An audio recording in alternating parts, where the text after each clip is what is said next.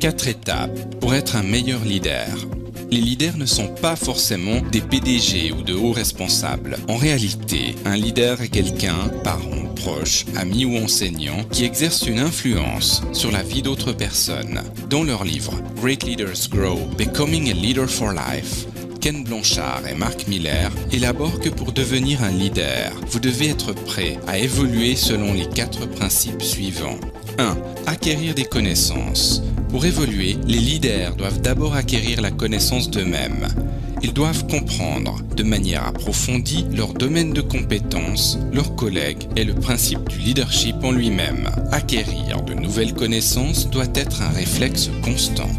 2. Aider les autres. Les leaders doivent aider les autres en leur enseignant par exemple certaines notions, en interagissant avec les membres de leur équipe et en posant les bonnes questions, des questions qui poussent les autres à réfléchir.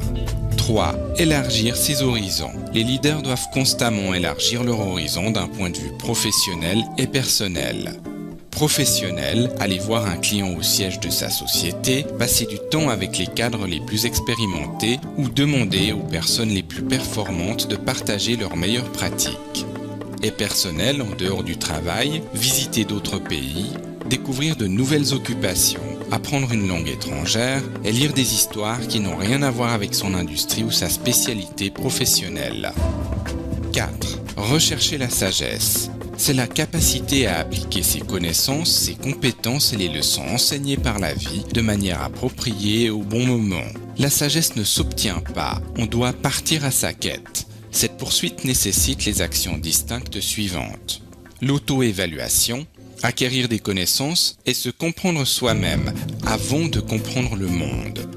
Un compte-rendu honnête, apprendre des autres et poser 3 questions essentielles à ses collègues de travail. Par quoi dois-je commencer? Que dois-je continuer à faire?